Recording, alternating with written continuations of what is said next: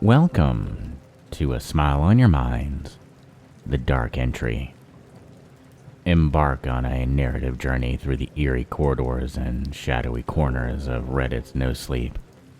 This is your sanctuary for the macabre, the mysterious, and the downright terrifying.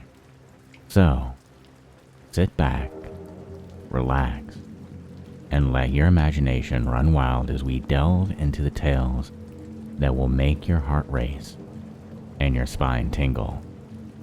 Each story is a brushstroke in a canvas of nightmares, painting a world where the unbelievable becomes reality. Are you ready to open the dark entry? Then let's begin. I participated in a top-secret out-of-body experience study in 1997. We discovered something horrific in the Boötes Void. I don't have authorization to share this story, so some of the details will be missing. I've tried for the last quarter century to convince the government to declassify the study files, but these days they don't even acknowledge I was ever an employee. My involvement began at 20, way back in 1997. I'll spare you the math, I'm 47. At the time, I was suffering from interminable lucid dreams. You might consider this a gift rather than a curse. Who doesn't want to control their dreams' environment? Your subconscious grants you godhood for a brief snatch of time, when the membrane dividing the conscious and the subconscious thins to a permeable boundary. Only mine extended far beyond the average length. Most experience a few minutes in which to indulge themselves, mostly spent flying, fornicating, or otherwise just meandering in awe. By the time I was a preteen, mine had sprawled across entire nights, subsuming every slumbering moment under lucidity. You'd think a pubescent boy would know how to busy himself with a sandbox, but after hour upon hour, night after night, month after month, infused with those cosmic powers, I became despondent. Because of the curious time dilation that takes place with a lucid dream, most of my life took place in the lonely confines of my own subconscious. Waking life took on a surreal film, and I struggled to engage. Over the course of my teen years, I tried everything, from valerian root to psychotropics and transcendental meditation. Nothing stemmed the lucidity. In my sophomore year of college, at the behest of my parents, I enrolled in a sleep study, which involved spending a night at a facility with about 1,000 wires attached to my scalp and body. Not exactly the ideal circumstances for a good night's rest, and yet I still managed to slip quickly into a state of deep sleep. I spent the hours in my false kingdom, populated with my own wild imaginings, a gilded cage for a feckless demigod. I'll never forget the look on the attendant's face when he woke me up the following morning, as if I had been revealed to him as an alien. Of course, he wasn't permitted to share the results, so I waited 2 weeks before I could see the doctor. When I finally sat down with her, she very gently related to me that my brainwaves exceeded her expertise, as well as everyone of her colleagues. However, my abnormal mind qualified me to participate in an advanced sleep study involving top scientists in the field. They sought 20 volunteers for their work. Without recourse and desperate to solve my sleep problem, I signed on the dotted line. I had no idea what I just committed myself to. The initial phase of the study involved a month at a desert facility in the remote New Mexican wilderness. I came only with a duffel full of clothes and a couple of summer reads to finish before the fall semester. The cell phones were not widely adopted back in 1997 to the facilitator's benefit. Had their participants been in contact with the outside world, there surely would have been an information breach. Despite the ominous location and the facility's uninviting brutalism, It began with predictable and non-threatening sleep observations. The uncomfortable helmet of wires was affixed to my scalp for the duration of my sleep, offering the stern researchers a glimpse into my atypical brain. In the mornings, they offered little more than half-hearted smiles and assurances that I was providing them with invaluable data. The change-up came during my second stay, when they presented the study subjects with the pod.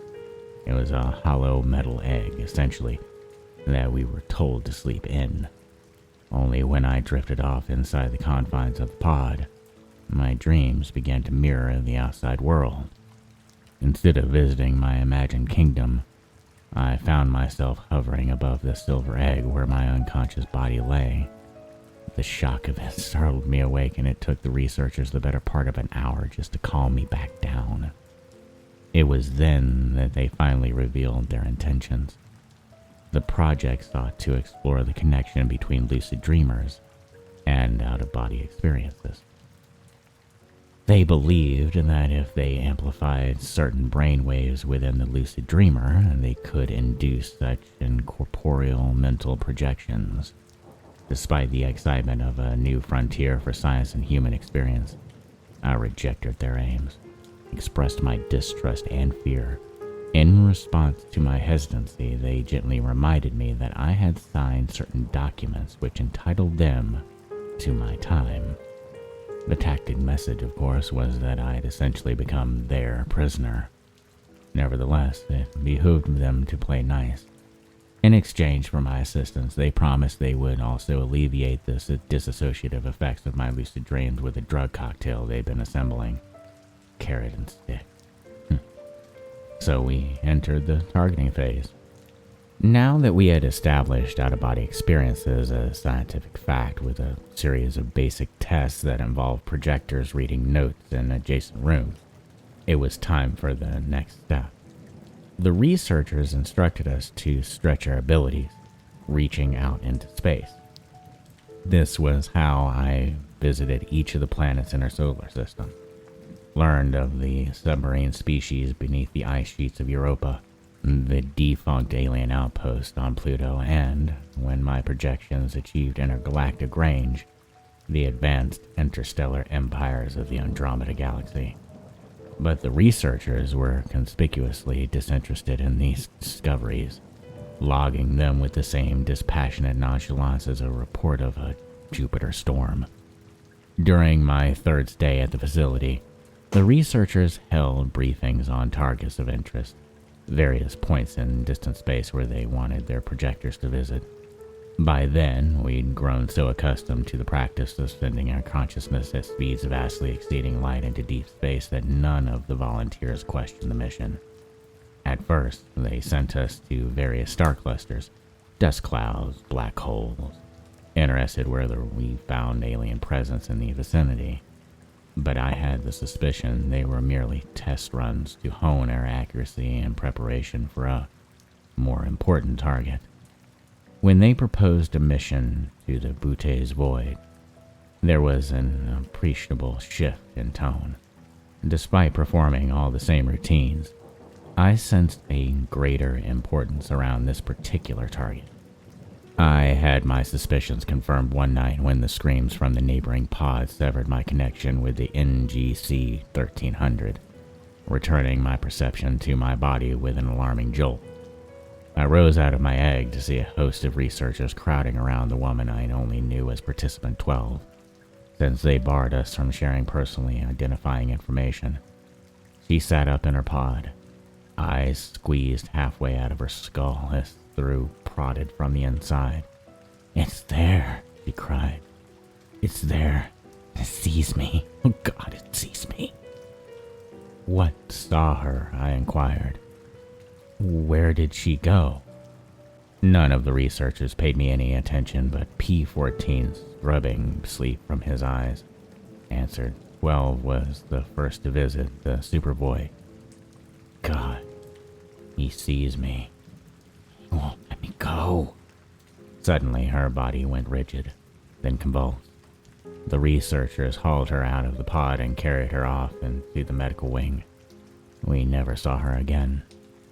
Whenever we asked about her, the facilitators scolded us for seeking personal information.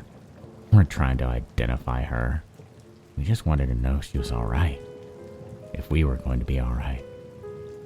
They sent the projectors one at a time to the void, though each one came back having missed their target. That, of course, was a lie. They had intentionally misfired. We'd all heard what happened to P-12, and that scared the hell out of everyone. When my turn came, the researchers warned they would punish me if I failed to accomplish my task. They knew I was more than capable. Had shown myself to be a reliable projector for them, much to my chagrin.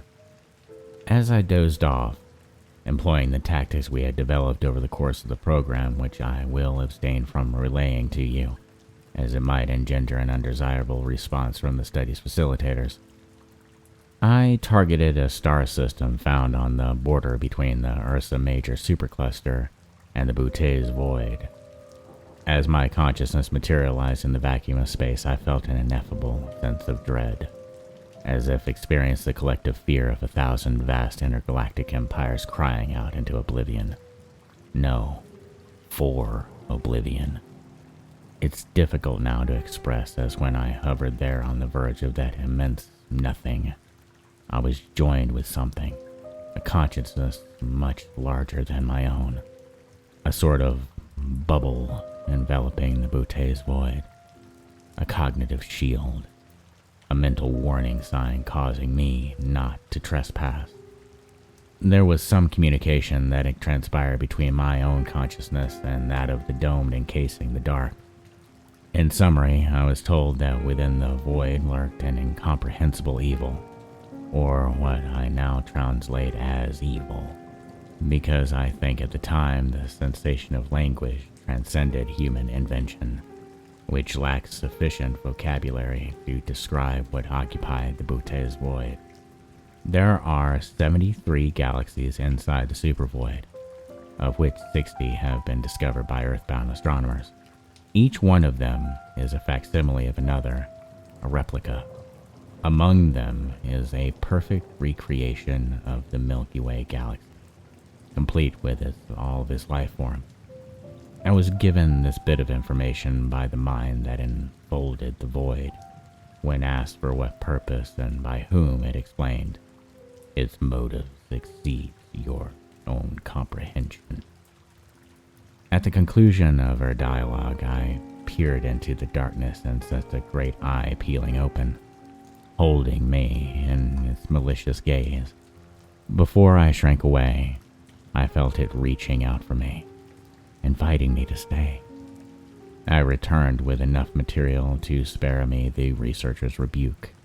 They conducted 3 more expeditions in the Boötes Void, each using another participant, each ending as disastrously as Participant 12. The last visitor returned mute with black eyes. Within days, he lost all of his hair, teeth, finger, and toenails. He refused to eat and spent his final hours using the keyboard he'd been given to communicate with to write a single line of ad infinitum. He is the prince who ate the king, and all his subjects will invert themselves for all eternity. He died one night in his pod when his wiring short-circuited and plunged the entire facility into a 15-hour blackout.